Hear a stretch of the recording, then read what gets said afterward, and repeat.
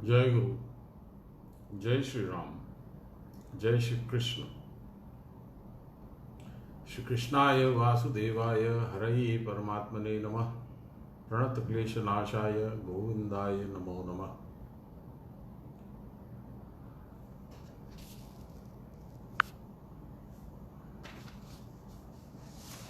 गुरु महाराज की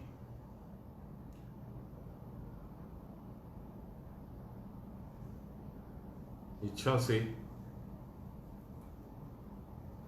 जो कुछ भी होता है अच्छा ही होता है। कल भी किसी कारणवश व्यवधान हुआ। हम लोग जो बीच बीच में नेटवर्क की बाधा आ रही थी, उसके बावजूद एक श्लोक कंप्लीट हुआ, दूसरा श्लोक हुआ नहीं। तो आज मैं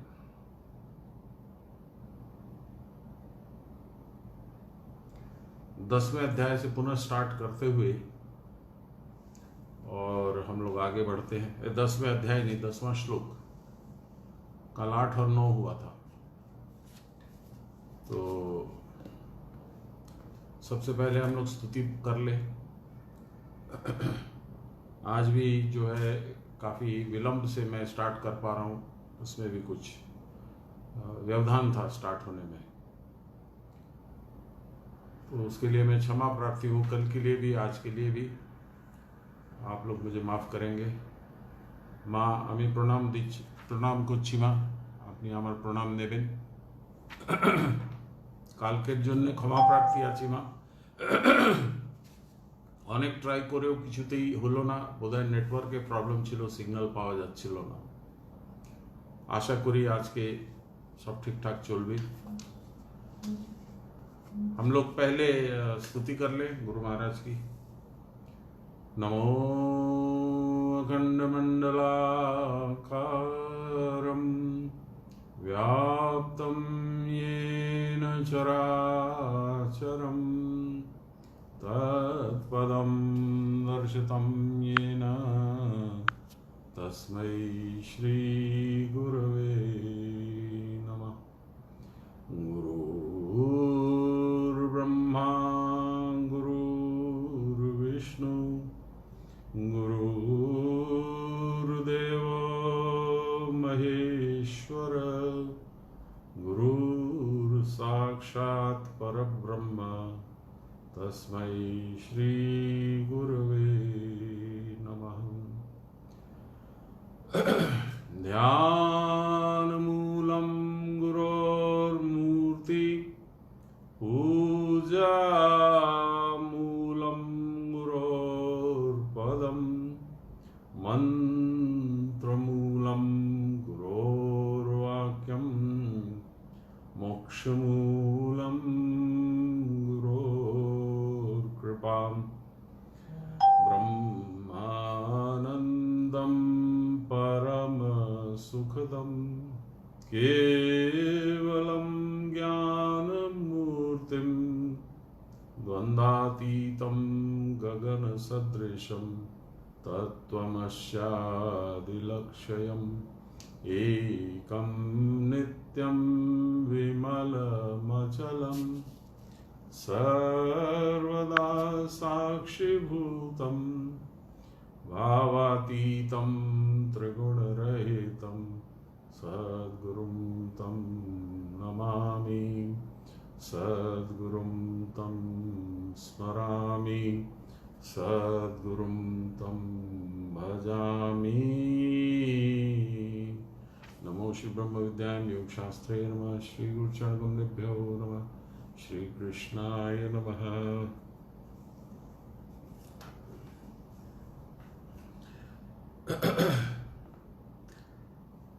नवम अध्याय राज विद्या राजगुह्य योग।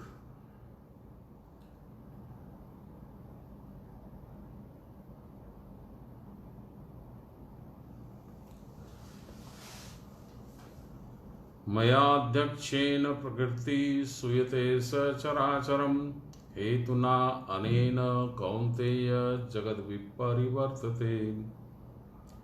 मेरी अध्यक्षता के कारण ही प्रकृति चराचर विश्व को प्रसव करती है। हे कौन्तेय, इस कारण से जगत पुनः पुनः उत्पन्न हुआ करता है। ये हम लोगों ने आंशिक रूप से पढ़ा था, पर बहुत व्यवधान हुआ था और फिर फ्लो बिगड़ गई।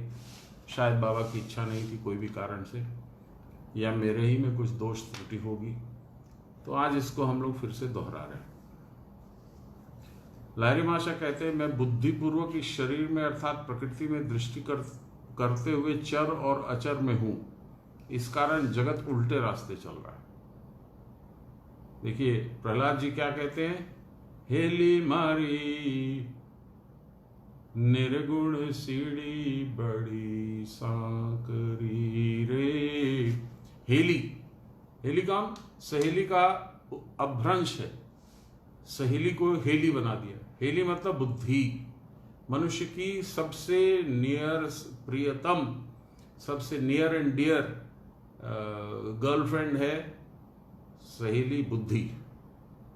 यहां भी लाहिरी माशे बुद्धि को ही कह रहे हैं, मैं बुद्धि पूर्वक इस शरीर में अर्थात प्रकृति में दृष्टि करते हुए चर और अचर में हूं।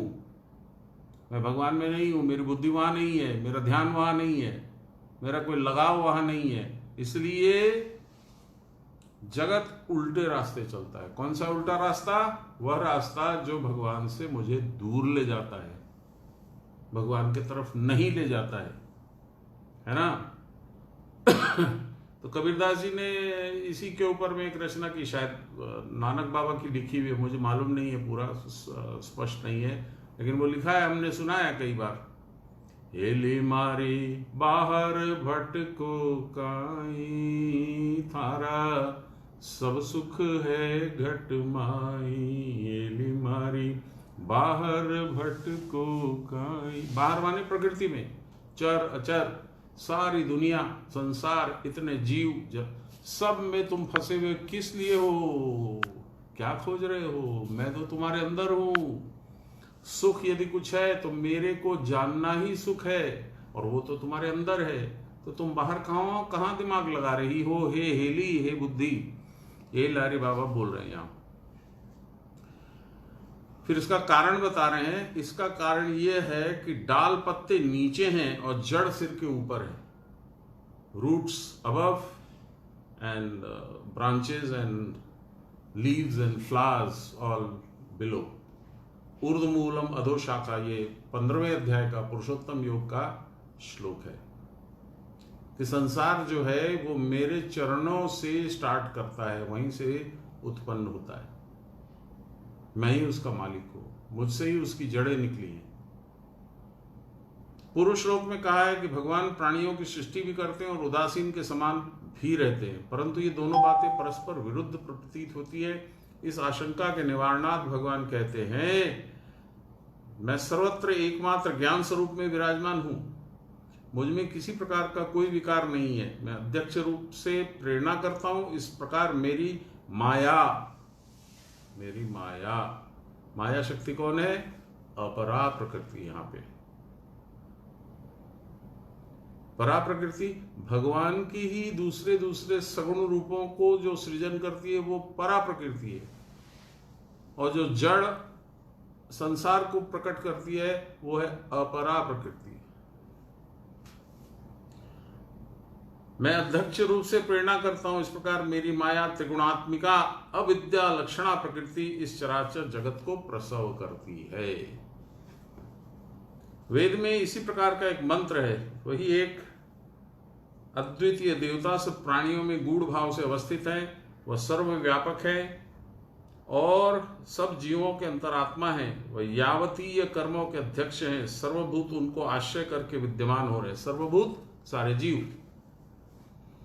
यह साक्षी चैतन्य स्वरूप एक और प्राकृतिक गुण संबंध से रहित है। तैत्तिरीय ब्राह्मण में लिखा है, वह परम आकाश में विराजमान है। कौन? परब्रह्म परमेश्वर, वही रह सकते हैं वहां, दूसरा उनका स्वरूपता पाए बिना वहां कोई दूसरा जा नहीं सकता, रह नहीं सकता है। मायावश ब्रह्म चैतन्य की विपर्यय ज्ञान में जीव भाव का विकास का प्राप्त होता है, परंतु भगवान की अध्यक्षता न रहने पर यह चराचरात्मक व्यक्त और अव्यक्त जगत नाना अवस्थाओं में परिणित नहीं हो सकता है, इसीलिए ब्रह्म को जगत का कारण कल्पित करते हैं। परंतु जब दूसरी और कोई सत्य वस्तु नहीं है, एकमात्र वही सत्य है,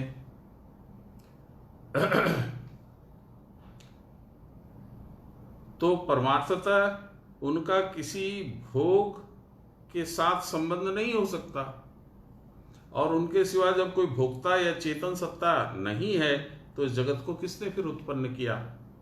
इसी से समझा जाता है कि यह सृष्टि, स्थिति और प्रलय केवल मिथ्या है, यह सिर्फ खेल है किसका, अपरा प्रकृति का। तब इस प्रकार हमको सत्यबोध यह क्यों हो रहा है, ऐसा क्यों लगता है कि ये तो क्या बात करते हो, देखो वो मेरी पत्नी है, वो मेरा बच्चा है, एकदम सत्य है, अभी आवाज दूंगा आएगा, अभी बोलूंगा चाय पिलाओ चाय पिलाएगी, क्या बात करते हो। और यदि किसी के बारे में जो उनके प्रिय हैं कुछ बोल दिया तो झगड़ा भी कर लेगी मेरे से, विशेष करके पीहर के बारे में। तो इसका उत्तर देते हुए भगवान कहते हैं, अज्ञानेन आवृतम ज्ञानम तेन मुह्यन्त जंतवः। अज्ञान से जो उसका वास्तविक ज्ञान है वो ढका हुआ है, आवरण है उस पे अज्ञान का, इसीलिए तेन मुह्यन्ति जंतवः, सारे जंतव सारे जंतु मोहित होते हैं। आप देखते हैं एक चिड़िया का घोंसला, आप देखिए कितनी मेहनत से वो चिड़िया वो घोंसला बनाती है, फिर उसमें अंडे आते हैं, फिर उनका सेवन करती है अंडों का, उस पर बैठ के धूप से बारिश से बचाती है, दूसरे जानवरों से बचाती है, कोई सांप चढ़ जाता है पेड़ पे तो उसको भी अटैक करके भगाती है। बच्चे होते, और बच्चे होने के बाद में उनको उड़ना सिखाती है, खाना ला ला के देती है मुंह में, और जब वो सीख लेते हैं उड़ना, उड़ जाते हैं, उनका रैन बसेरा दूसरी जगह हो जाता है, अब माँ बाप से कोई संपर्क नहीं है। यही सृष्टि है, आप माध्यम हैं, नए जीव को संसार में लाने के माध्यम मात्र हैं। इसीलिए कबीरदास जी के जो भजन है मैं कई बार सुनाता हूं, शायद कल परसों भी सुनाया था। झूठो माई तारो बाप, झूठो सकल संसार, झूठो कूट तो छाती, कूट तो छाती रे जैसे ओसरा मोतीर, झपका पवन का लग जाए झटका, हवा का लग जाए काया धूर हो जासी, मत कर माया को अभिमान मत कर, काया को घमंड काया धार से काची। ये यथार्थ है, और हम लोग ऐसे अंध हैं, इतना हम लोग अज्ञान में अंदर तक गड़े हुए हैं, इसको नहीं मानेंगे। इसी बात को बार बार बार बार बार बार बार बार मेरे गुरु महाराज ने कहा, गा के सुनाया, और ये भी बताया कि क्या करना है। वो श्लोक और वो गाना मुझे लगता है कम से कम 100 बार उन्होंने दोनों सुनाए होंगे अलग अलग। गाना क्या था? भेवे देख बन के कारणई, মিছে ভ্রম ভূমণ্ডলে, ভুলো না দক্ষিণা কালে, বদ্ধ হয়ে মায়া জালে, ভেবে দেখ মন কেউ কারো নয়,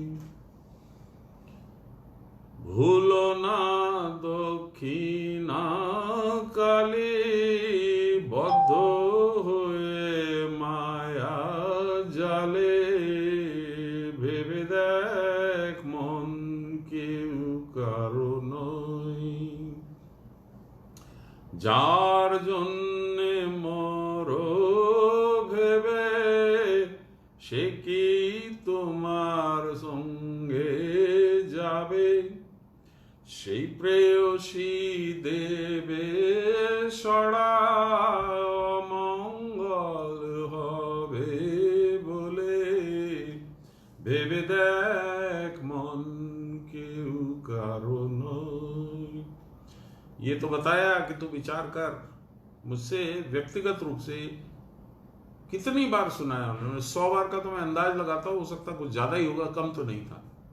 ये सुनाया, फिर क्या सुनाया, अनन्याश्चिन्तयन्तो माम ये जना पर्युपासते, तेषां नित्याभियुक्तानां योगक्षेमं वहाम्यहम्। अनन्य चित्त होकर यदि तू मेरी उपासना करता रहेगा तो तुझे जो प्राप्त होना चाहिए वो मैं दिलाऊंगा, और जो तुझे प्राप्त है उसका संरक्षण भी मैं करूंगा। साधारण बात में आध्यात्मिक मतलब नहीं बता रहा हूं, आध्यात्मिक मतलब बड़ा विशद है, बहुत सुंदर है, उसमें अभी नहीं जा रहा हूं मैं। तो ये एक साधारण बात है। और चंडी में देखिए वही चीज आई है। मेधा ऋषि उनको बोलते हैं, राजा सूरत को और समाधि वैश्य को जो वहां गए थे, कुपित होकर के, दुखित होकर के, हार करके, चिंतित होकर के मेधा ऋषि के आश्रम में, यहाँ पे यही है मेधा ऋषि, परावस्था, प्रखर बुद्धि। बोले ऐसा क्यों होता है, हम लोग इतना मार खा के आए हैं, संसार से मार खाए हैं, मेरे राज्य को छीन लिया, राजा ने कहा मेरे राज्य को छीन लिया, और समाधि वैश्य ने कहा कि मेरे बच्चों ने और मेरी पत्नी ने मिलकर मुझे घर से निष्कासित कर दिया है, तो मेरे साथ ऐसा क्यों हो रहा है प्रभु, आप बताएं। तो मेधा ऋषि ने बहुत कुछ बताया। उसमें एक लाइन बड़ी उल्लेखनीय है, मैं कई बार बोलता हूं, फिर से बोलता हूं, ज्ञानी नाम अपि चेतांसी देवी भगवती ही सा। कौन है ये देवी भगवती?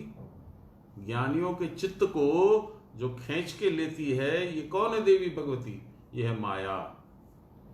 ज्ञानी नाम अपि चेतांसी देवी भगवती ही सा, बलादाकृष्य, बलपूर्वक खींचकर, महामाया मोह माया प्रयच्छति, वो मोह कूप में डाल देती है। ज्ञानियों के चित्त को भी मोह कूप में डाल देती है। आप देखिए क्या हो रहा है।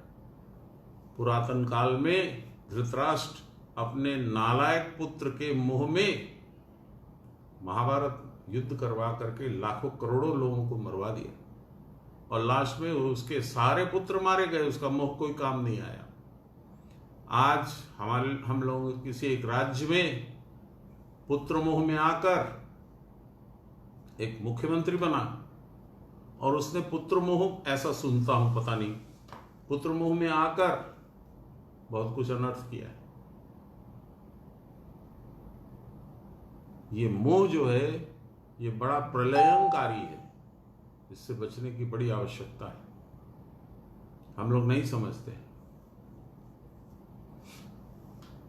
दिल्ली में एक महिला है, वो अपने अक्षम पुत्र को सर्वोत्कृष्ट राजनेता बनाने के चक्कर में देश का बंटाधार कर रही है।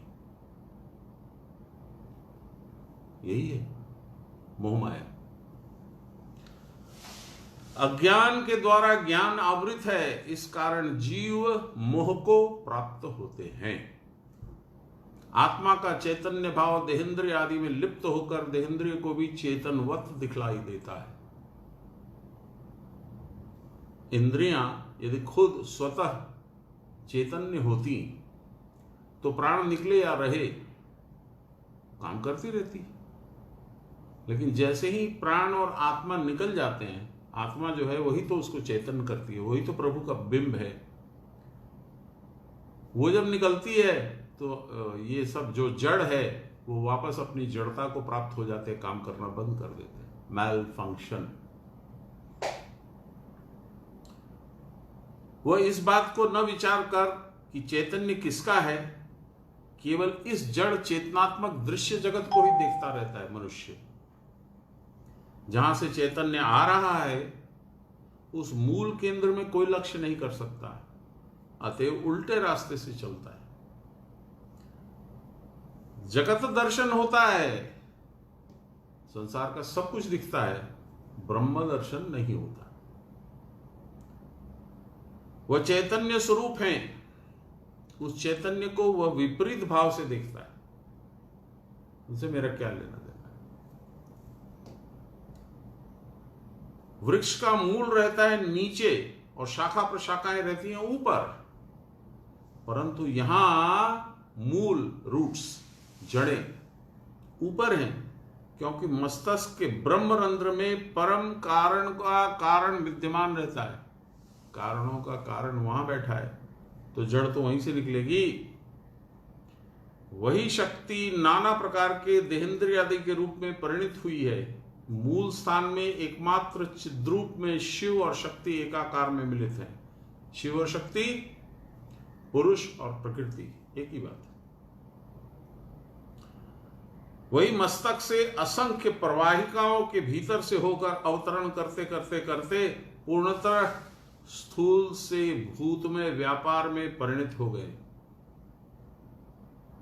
जड़ हो गए लोग। उसी एक को यदि प्राप्त करना हो तो विविध नाड़ियों के भीतर से होकर अंत में सहस्रार में परम व्योम में जाकर मिलना पड़ेगा, तब फिर सब एकाकार हो जाएगा। वह जो अध्यक्ष अर्थात अधि जोड़ अक्ष अधीक्षक अधिस्थ पुरुष है, वही पुरुष सबके भीतर सब कुछ है। इनके न रहने पर कुछ भी नहीं रहता। फिर भी प्राकृत व्यापार के शुभ अशुभ कर्मों के वह भोक्ता नहीं, केवल दृष्टा मात्र है। देखिए, इसको थोड़ा समझ लें हम लोग। अध्यक्ष का मतलब क्या है? अधि माने बुद्धि, अक्ष माने देखना, अध्यक्ष माने बुद्धि के द्वारा देखना।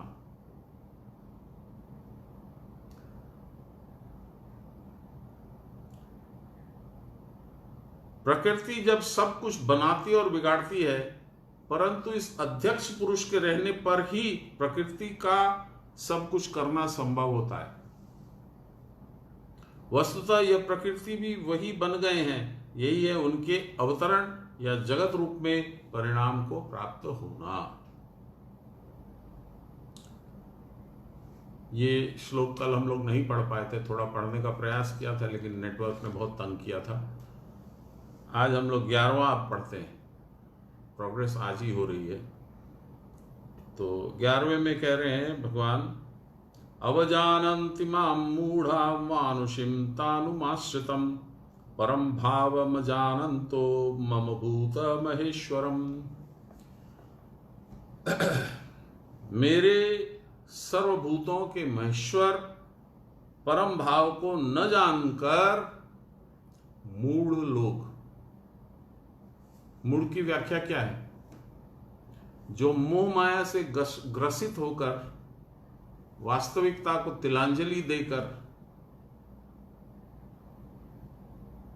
और आपात रमणीय वस्तु में अपना मन लगाता है, ये मूढ़।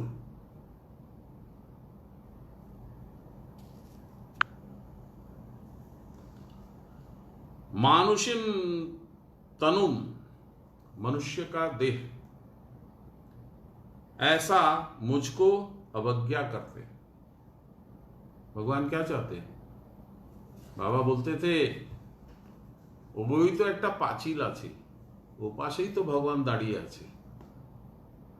एक दीवार है, उसके उधर तो भगवान खड़े हैं बाह फैला करके, आजा आजा, मैं लोक लूंगा तेरे को, मैं पकड़ लूंगा, तू चिंता मत कर, बस ये इस पे दीवार पे चढ़ और छलांग लगा दे मेरी तरफ, मैं पकड़ लूंगा तेरे को।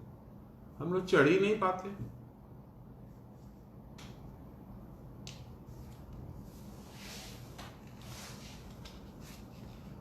मूर्खों ने यह विशेष स्थिर कर लिया है कि मैं मनुष्य हूं।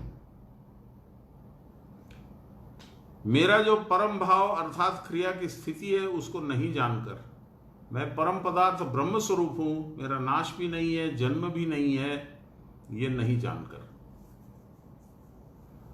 प्राण चंचल होकर ही देहादि रूप में परिणाम को प्राप्त हो रहा है। अतएव प्राण के कार्य देहांद्रिय आदि का स्वभाव भी अत्यंत चंचल है। इस चंचल स्वभाव के कारण देहेंद्रिय आदि में नाना प्रकार के विकार और नाना परिणाम उत्पन्न हो रहे हैं। जिस उत्स माने जहां से उत्पन्न होते हैं, स्रोत, जिस उत्स से प्राण का यह प्रवाह बहिर्मुख फूट निकलता है, उस उत्स का केंद्र अत्यंत स्थिर और निर्मल है। वह परम स्थिर अवस्था ही आत्मा का परम भाव या स्वरूप है, और इस अवस्था का आरंभ या नाश है नहीं।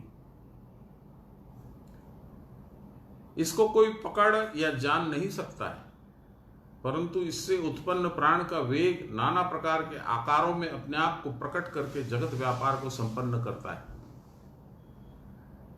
वो हाथी, वो बाघ, वो मोटो आदमी, वो पतला आदमी, वो लंबा आदमी, वो छोटा आदमी, वो पढ़, वो अनपढ़, वो विद्वान, वो अज्ञान, ये सब इसी वेग से उत्पन्न होते, इसी प्राण से उत्पन्न होते हैं। मूर्ख लोग इस प्रकार युक्त जीव भाव को असल समझकर इस नाम रूप को प्राणपण से पकड़े रहते हैं। नहीं नहीं, क्या बात है, मेरे बेटे को मैं एकदम सबसे बड़ा आदमी बना दूंगा। अभी ठीक है, उसका थोड़ा दिमाग इधर उधर हुआ है, मैं सुधार दूंगा। अरे तू क्या सुधारेगा? उसने अपना भाग्य जो है वो पिछले जन्म में ही बना लिया था। कैसे? दो चीजों के द्वारा। अंतिम जो भी उसकी इच्छा थी, मरण के समय अंतिम श्वास में जो भी उसकी कल्पना थी वैसा वो आया, तुम्हारे घर आ गया। और उसने जो कर्म किए थे, न उनको जानता है तू, न उनका तो कुछ कर सकता है, अच्छा या बुरा। तो तू ठेकेदारी क्यों ले रहा है? ये मेरा बेटा है, मैं इसको सुधार दूंगा। आप दूसरों की छोड़ दो। राजा दशरथ, श्री रामचंद्र के पिता, क्या हुआ उनका?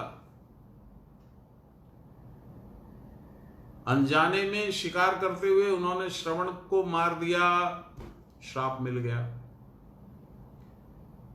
उस श्राप का प्रतिफल क्या हुआ? अपने ही बेटे को उपलक्ष्य बनाकर रानी कैकेयी ने उनको मार डाला। अब इसमें रानी कैकेयी सिर्फ निमित्त बनी, उनका बेटा सिर्फ निमित्त बना, उनको तो मरना था। तो आप क्या राजा दशरथ से ज्यादा पावरफुल हैं? आप कैसे अपने बेटे को सुधार दीजिएगा? उसके तकदीर में जो लिखा है वही है। आप उनको दो चीजें दे सकते हैं, सिर्फ दो चीजें। एक, भगवत की तरफ जाने का रास्ता दिखा सकते हैं, भगवान की तरफ, और अच्छे संस्कार दे सकते हैं। बाकी आप कुछ नहीं दे सकते। बहुत पुरानी कहावत है, पूत कपूत तो क्यों धन संचय, पूत सपूत तो क्यों धन संचय। बहुत सारे उदाहरण हैं जहां पिता ने आजन्म अथक परिश्रम किया करके इसलिए ऐश्वर्य और वैभव का निर्माण किया कि मेरा बेटा आराम से रहेगा। इधर पिता गए, उधर सारा ऐश्वर्य, सारा वैभव चला गया, क्योंकि उसके स्वामी तो पिता थे। It is not transferable. बेटे के भाग्य में होगा तो वो मजे करेगा, नहीं होगा तो भिखारी बन जाएगा, आप कुछ नहीं कर सकते। तो आप क्या कर सकते हो? आप करेंगे क्या? करना क्या चाहिए? विचार कीजिए। आपको अपना स्वयं का जीवन सुधारना है, दूसरे किसी का नहीं, आपकी पत्नी का भी नहीं, आपके बेटे का भी नहीं। भेवे देख मौन केव कारो नोई, झूठा माई थारा बाप, झूठो सकल संसार, झूठो कूट तो खाट। छाती कूटने से क्या होगा?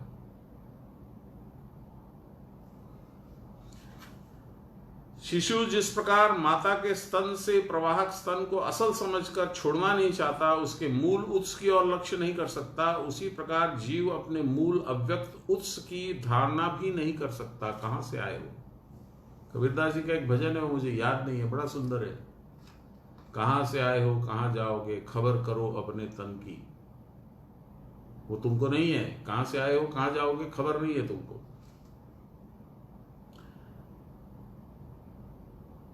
सामने जिस नाम रूपमय कार्य कारण के संघात रूप देह प्रकृति को वह देखता है, उससे पृथक अव्यक्तावस्था को वह कदापि नहीं समझ सकता। पर्दे के सामने नाटक चल रहा है, पर्दे के पीछे डायरेक्टर क्या कर रहा है, स्पीच राइटर क्या कर रहा है, वो प्रॉप लगाने वाला आदमी क्या कर रहा है, वो किसी को मालूम नहीं है, वो दिखता नहीं है। सब रूपों के भीतर जो वह अरूप महेश्वर रहते हैं वह हमको दिखते नहीं है, क्योंकि हम अज्ञान अंध हैं।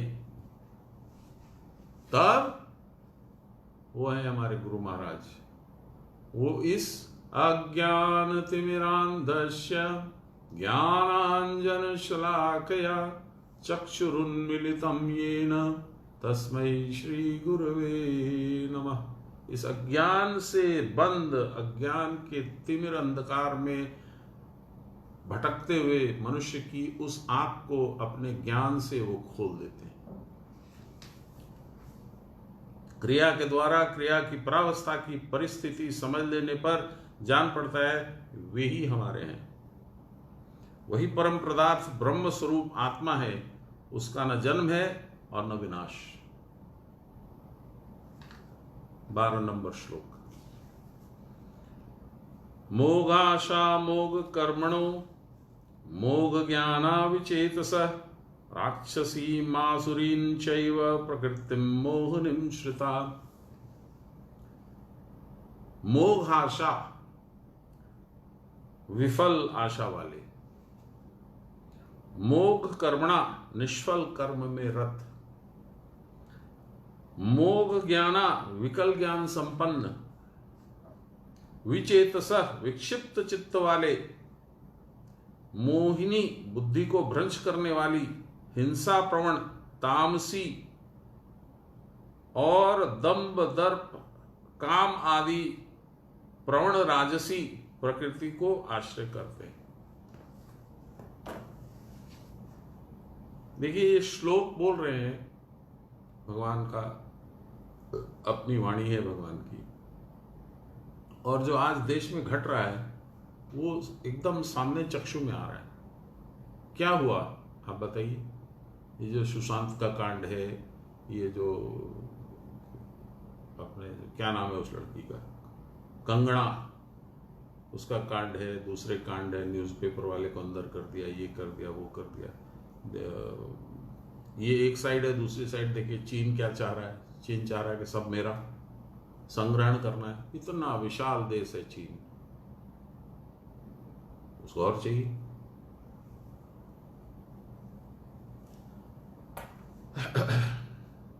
इसको कहते हैं विक्षिप्त चित्त वाले व्यक्ति, जिनकी चाहना का कोई अंत नहीं है। और ये जो है दंभ दर्प काम आदि प्रवण राजसी शक्ति, दंभ दर्प काम आदि प्रवण। अब उसमें बड़ी विचित्र विचित्र बातें अभी निकल के आ रही हैं, संपूर्ण तथ्य उजागर नहीं हुआ है, लेकिन पता लगा कि एक छोटी लड़की और मारी गई थी सुशांत के साथ, इसीलिए 2 स्ट्रेचर आए थे, 2 एम्बुलेंस आई थी। अब सच क्या है झूठ क्या है मुझे नहीं मालूम।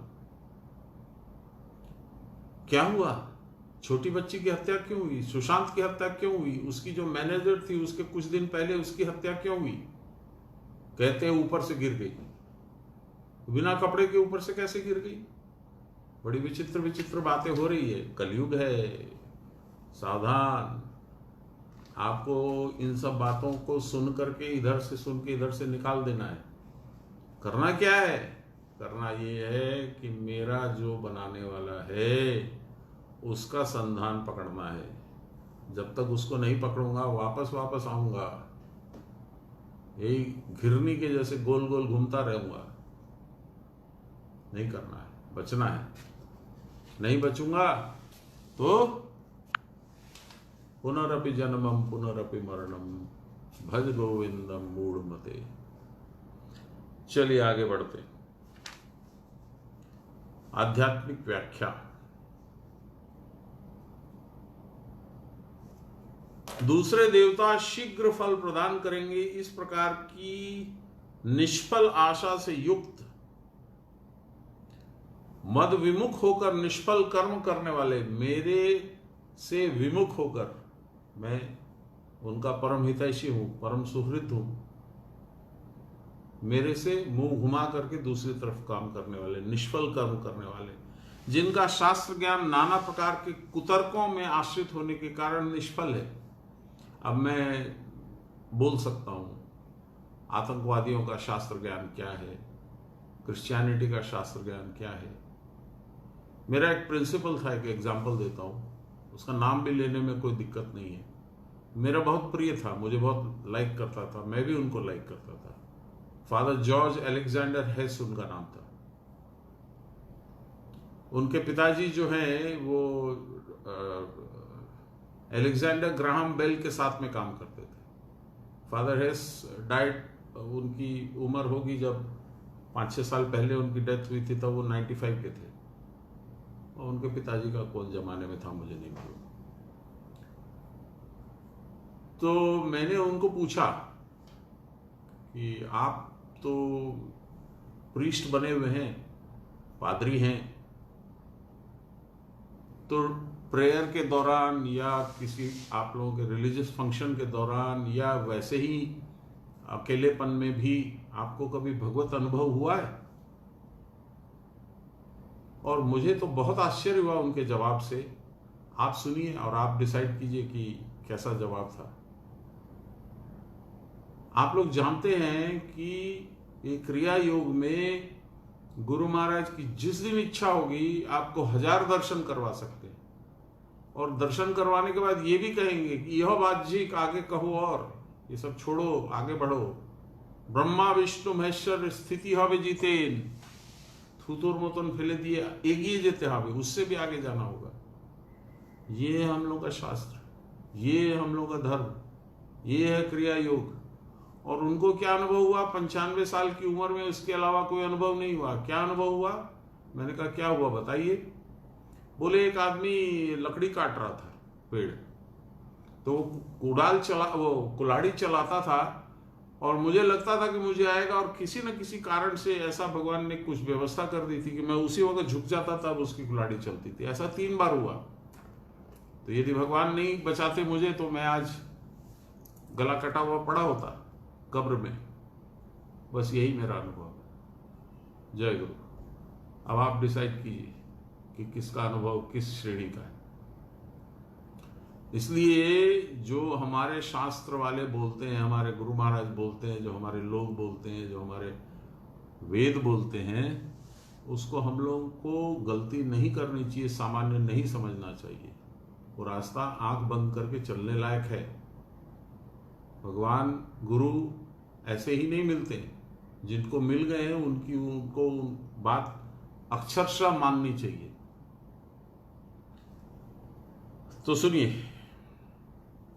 मद विमुख होकर निष्फल कर्म करने वाले, जिनका शास्त्र ज्ञान नाना प्रकार के कुतर्कों से आश्रित होने के कारण निष्फल है, तथा इन कारणों से जो विक्षिप्त चित्त हैं, अब जो 3 बार कुल्हाड़ी के आघात से बच गए, वो भगवान की कृपा माने। हाँ, भगवान की कृपा थी, बस इतना ही। 95 साल में बस यही। मैं तो कुछ भी नहीं हूं, मैं तो प्रीस्ट भी नहीं हूं, कुछ भी नहीं हूं, लेकिन कम से कम 1000-2000 मुझे दर्शन करवा चुके हैं गुरु महाराज। क्या कंपैरिजन है? कोई कंपैरिजन ही नहीं है।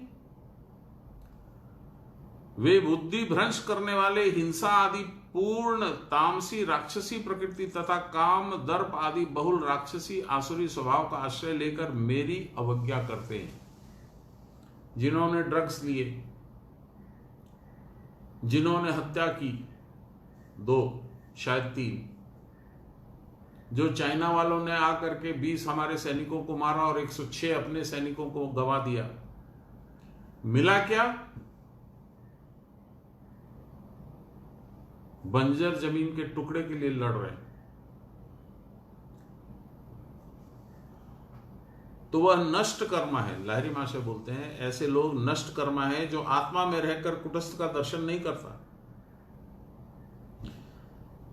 आंखों से देखता तो है परंतु अन्य दिशा में लोभ करता है, क्रिया नहीं करता, धृष्टता करता है।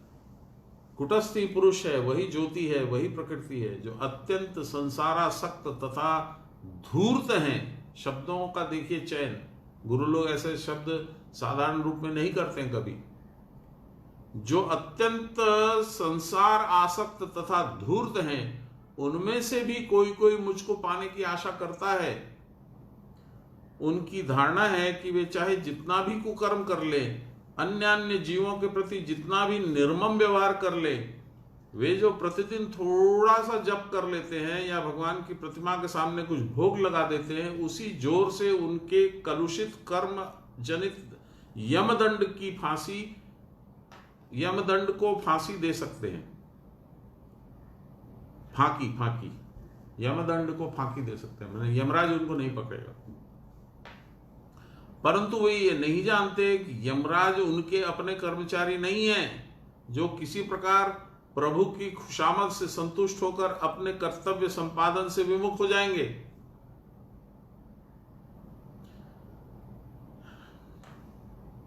यम मैं स्वयं हूं, भगवान बोल रहे हैं।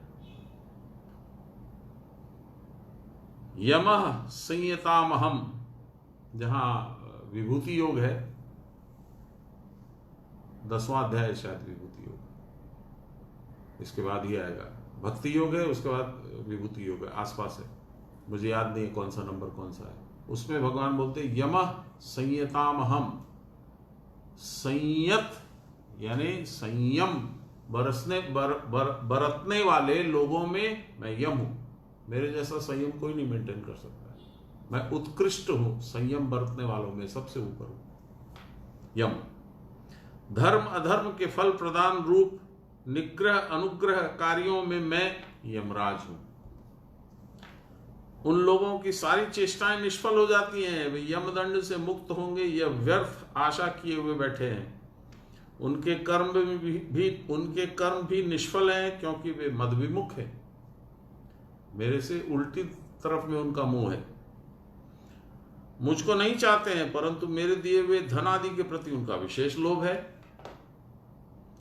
उस लोभ को परिचरितार्थ करने के लिए वे कभी कभी मेरी या अन्य देवताओं की पूजा तो कर लेते हैं, याग यज्ञ भी कर लेते हैं। मेरे प्रति ममत्व के अभाव में उनकी तपस्या या क्रिया आदि भी व्यर्थ है, क्योंकि उसमें उनका मन भी नहीं है, भाव भी नहीं है। जिनको शास्त्र ज्ञान है, खूब अध्ययन भी किया है, परंतु कुतर्क का आश्रय ले लेते हैं, वे इच्छा अनुसार अन्याय कार्य करेंगे और उसको शुभ कर्म और शास्त्र अनुमोदित कर्म प्रमाणित करने के लिए कुतर्क के द्वारा चेष्टा भी करेंगे। नहीं, यही ठीक है, मैंने कोई गलत नहीं किया। उनका परिणाम बड़ा शोकपूर्ण होता है। ध्यान दीजिएगा कैसे उनका भविष्य अत्यंत ही अंधकारमय हो जाता है। आप ध्यान दीजिए, मैं यदि पीड़ित हूं, मुझसे ठग करके किसी ने मेरा धन ले लिया, भूमि ले ली, शेयर ले लिया, तो मेरे अंदर से क्या निकलेगा उसके प्रति? अब मेरे अंदर से कुछ निकले या ना निकले, पाप कर्म होगा कि नहीं? ये किसी दूसरे का धन हड़पना, किसी दूसरे को मूर्ख बना करके फोर्स करके और उसको दबा देना, ये भगवत मार्ग का जो अनुसरण करते वो तो ऐसा नहीं करेंगे। उनको तो एक अंदर की आत्मा की आवाज आएगी कि ये क्या कर रहे हो, पर जिसने अपनी आत्मा की आवाज को दबाना सीख लिया वो ये सब करेगा। तो क्या होगा देखिए, उसका परिणाम बड़ा शोकपूर्ण होता है। उनका भविष्य अत्यंत अंधकारमय हो जाता है। यदि उनसे कहा जाए कि अमुक स्थान में एक अच्छे साधु महात्मा आए हुए हैं, तो वह ये सुनकर प्रमाणित करने की चेष्टा करेंगे कि वह पुरुष साधु या भगवत भक्त नहीं है।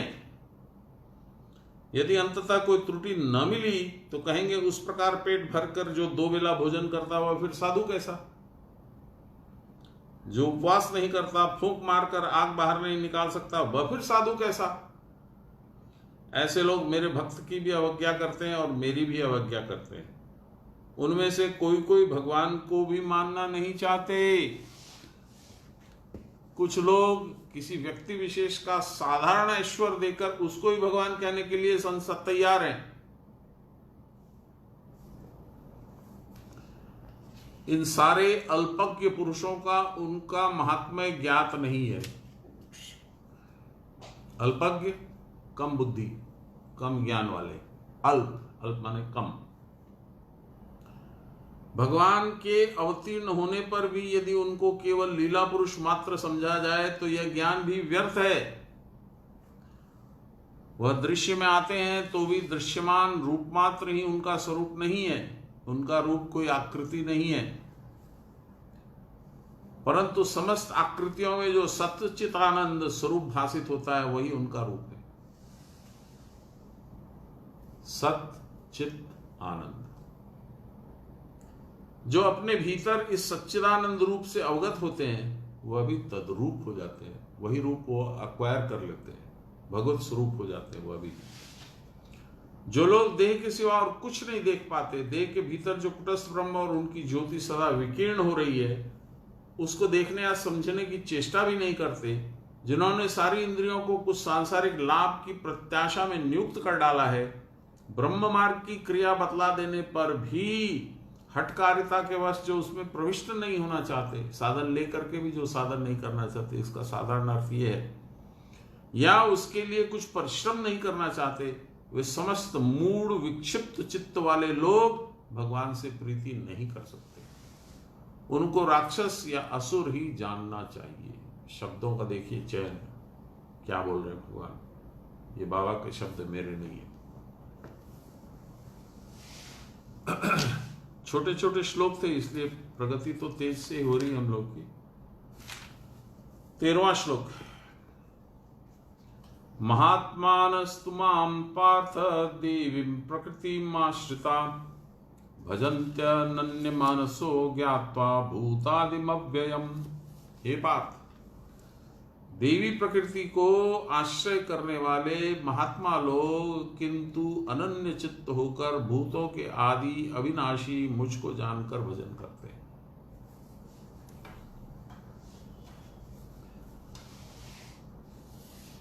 जो महात्मा हैं जिनका चित्त कामादि द्वारा अभिभूत नहीं है और इस कारण अभय सत्व शुद्धि आदि दैवी स्वभाव को जिन्होंने आश्रय कर लिया है, अतएव मेरे सिवा अन्य विषयों में जिनका तन मन नहीं जाता है, वे मुझको जगत का कारण तथा अव्यय समझकर भजन करते हैं। जगत का कारण माने जहां से समूचा जगत फूट निकला है। अव्यय कभी डिप्लीट नहीं होने वाले, कभी खर्च नहीं होने वाले, कभी उनकी महिमा कम नहीं होती। आध्यात्मिक व्याख्या लाहिरी महाशय 3 लाइन।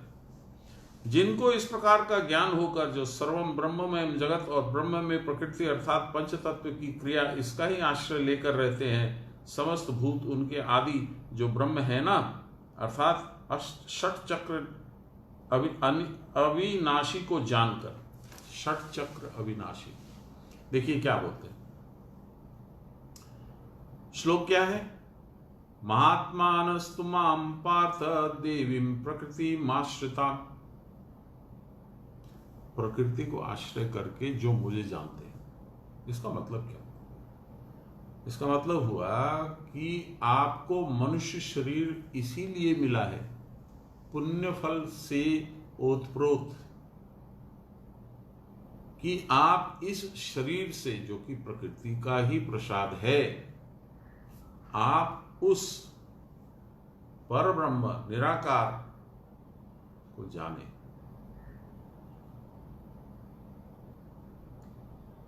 मुझ भूत आदि आदिम अव्ययम, मैं जो कभी कम नहीं होता हूं, खर्च नहीं होता हूं, नष्ट नहीं होता हूं, मेरी महिमा जो कम नहीं होती है, ऐसे मेरे स्वरूप को वो जाने। इसके लिए वो आश्रय करते प्रकृति का।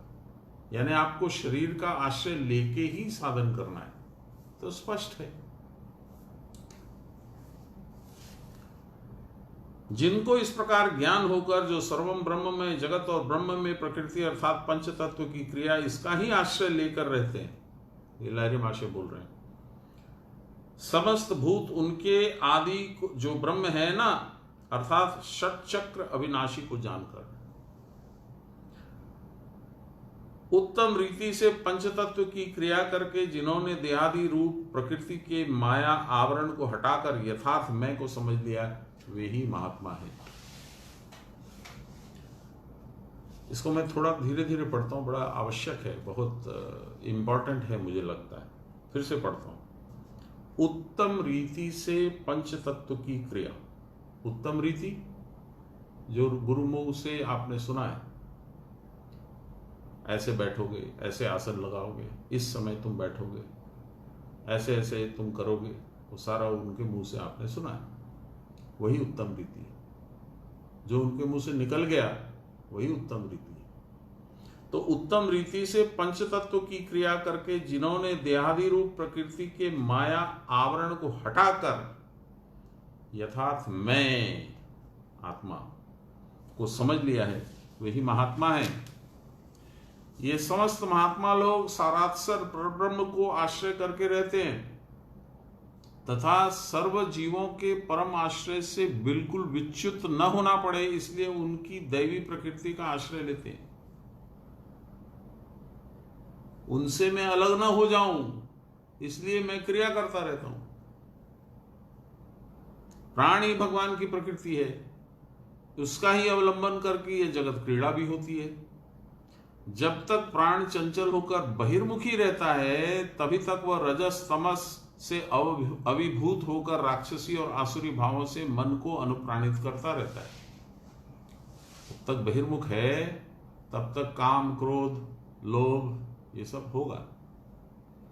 परंतु जो क्रिया करके महात्मा हो जाते हैं, वे जगत के स्थिर प्राण रूप आदि कारण का आश्रय करके रहते हैं। यही दैवी प्रकृति है, यह स्थिर प्राण ही आत्मा है। श्रद्धा के साथ षटचक्र में क्रिया करने पर षटचक्र स्थित महाशक्ति उद्भूत होती है। षटचक्र स्थित महाशक्ति कौन है? कुल कुंडलिनी शक्ति, जो मूलाधार में एक ऊर्ध्वमुखी त्रिकोण में 3.5 वलय में सर्पाकार में रहती है। वही अविनाशी ब्रह्म है। यह अव्यक्त अचंचल महास्थिर रूप ही पर ब्रह्म है, वही वासुदेव है। महात्मा लोग इस सर्वमय वासुदेव को ही भजते हैं। वासुदेव मतलब जो सब जगह प्रविष्ट है। पूरे ब्रह्मांड में ऐसी कोई जगह नहीं है जहां वासुदेव नहीं है। ये महात्मा 3 श्रेणियों में विभक्त है। एक, जिन्होंने इस दुर्लभ अवस्था का आस्वादन प्राप्त कर लिया, उन्होंने चखा है, गुरु की कृपा हुई, उनका पुण्य उदित हो गया, पूर्व जन्म के उनके संस्कार उदित हो गए, उन्होंने टेस्ट किया, आस्वादन प्राप्त किया। और इस कारण वह जगत के अन्य सारे व्यापारों को तुच्छ समझकर उनकी आराधना में तत्पर रहते हैं। क्योंकि उनको नशा मिल गया, तब उसी नशे के लिए वो लगे रहते हैं। 2, जो शुद्ध चित्त होकर आत्मसंस्थित हो गए हैं, जिनका चित्त स्वभावतः एकाग्र होकर निरुद्ध हो गया है, बुद्धि सारावलोकिनी होने के कारण जिनकी ज्ञान दीप्ति पूर्ण रूप से परिस्फुटित हो गई है, वह दुर्लभतर अवस्था है। और 3, दुर्लभतम अवस्था वह है कि जबकि आत्मा के सिवा और किसी वस्तु का ज्ञान ही नहीं रहता, तब जीव भाव परमात्मा भाव में डूब जाता है। वही इंद्रियों की अगोचर अव्यक्तावस्था या क्रिया की परावस्था है। जहां इंद्रियों की अगोचर व्यक्तावस्था, अव्यक्तावस्था, यानी इंद्रियों के द्वारा ना उसको देख सकते हैं, ना सुन सकते हैं, ना सूंघ सकते हैं, ना टच कर सकते हैं, ना अनुभव कर सकते हैं। ये अवस्था कौन सी अवस्था है? यही क्रिया की परावस्था है, यही समाधि अवस्था है। यह एक विचित्र दशा है जिसके संबंध में कुछ कहने का कोई उपाय नहीं है। क्यों नहीं उपाय है? इसलिए नहीं उपाय है कि जो जानत बोलत नहीं, और जो बोलत जानत नहीं। उस समय यह भी नहीं कह सकते कि ब्रह्म है, जिनके पाने पर सब कुछ प्राप्त हो जाता है, वही कारणवारी का स्वरूप है। उसके भीतर सब विश्व संसार है भी और नहीं भी है। जिस प्राणाग्नि के तेज से यह विश्व संसार उत्पन्न होता है, वह प्राण जब क्रिया की परावस्था में ऊर्ध्व अर्थात मस्तक में गमन करता है तो सारे सांसारिक विषय निवृत्त हो जाते हैं। प्राण के रहने पर ही अंतर और बाहर विषयों की उत्पत्ति होती है। इस प्रकार की जगत दृष्टि ही भवरोग है। कारणवारी ब्रह्म है, उसमें रहना ही भवरोग की औषधि है। बाबा बोलते थे, एकांते के बेरोले ही এটা হচ্ছে भ्रामरी गुहा। यह है भ्रामरी गुहा। यहां से निकलोगे भ्रम पकड़ लेगा। तो क्या जरूरत है भाई, इसी के अंदर रहो। की दरकार, ভেতরে থাকো না ভালো করে।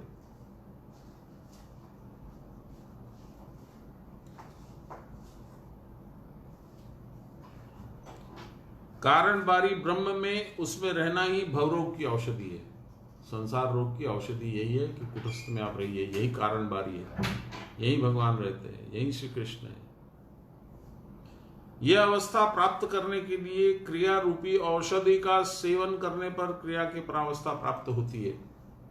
और क्रिया की परावस्था में अंतर और बाहर विषयों से चित्त प्रत्यावृत होकर ब्रह्म में प्रकृष्ट रूप से लीन हो जाता है। क्रिया की परावस्था ही सद्भाव या आदि भाव है, जिसका कभी विनाश नहीं होता है। आज यहीं पे समाप्त करें। ज्यादा करने से ग्रहण होने में दिक्कत होती है, क्योंकि गूढ़ विषय फटाफट फटाफट फटाफट बोल दिया हमने, पढ़ लिया। हमारे को तो संबल है, हमारे को तो भगवान ने गीता दे रखी है, तो हम पढ़ रहे हैं, बोल रहे हैं। तो शब्दों में जहां भ्रांति होती है फिर वहां पे पढ़ लेते हैं। लेकिन आप लोग समझते हैं तो रिटेन करना आसान नहीं है। इसलिए 2 श्लोक 3 श्लोक से ज़्यादा मुझे उचित नहीं लगता है। इसलिए आज हम लोग यहीं पे समाप्त कर देते हैं। माँ को प्रणाम और आप सब लोगों को जय गुरु। और कल हम लोग फिर मिलेंगे। कल संडे है, कल फिर मिलेंगे। आज कुछ कम लोग आए थे, शायद कल के जो नेटवर्क प्रॉब्लम से थोड़ा मन खराब हो गया होगा। मेरा तो बहुत खराब हुआ, मुझे बहुत खराब लगा। जय गुरु।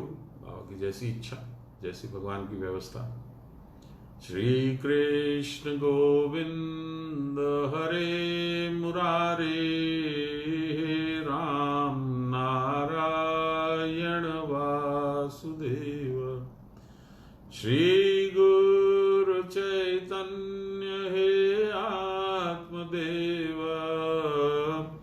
हे मात दुर्गे हर विश्वनाथ। श्री कृष्ण गोविंद हरे मुरारे, हे राम नारायण वासुदेव।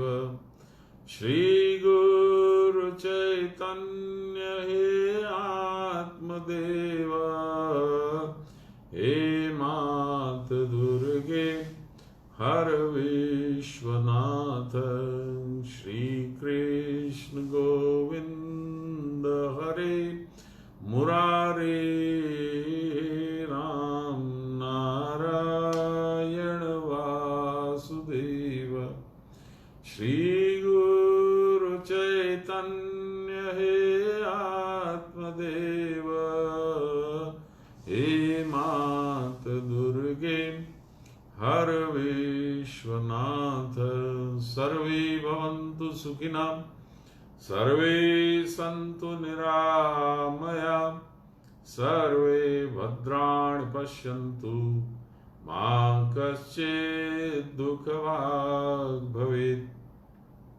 असतो मा सद्गमय, तमसो मा ज्योतिर्गमय, मृत्योर्मामृतं गमय। आविराविमहीधि रुद्रयत्ते दक्षिणां मुखं, तेन मां पाहि नित्यं, रुद्रयते दक्षिणां मुखं ते नमाम पाहि नित्यं। बोलिए प्रेम से गुरु महाराज की जय। परम गुरुदेव की जय। परात्पर गुरुदेव की जय। परमेष्टि गुरुदेव की जय। गुरु माता की जय। सब देवन की जय। सब संतन की जय।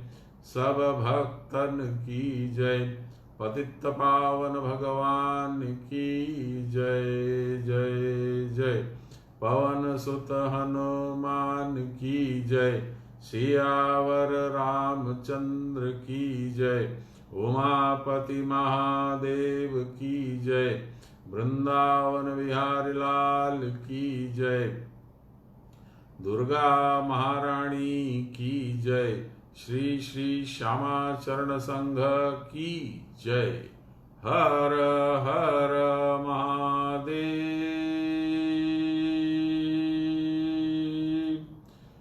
जय गुरु। माँ प्रणाम देवेन।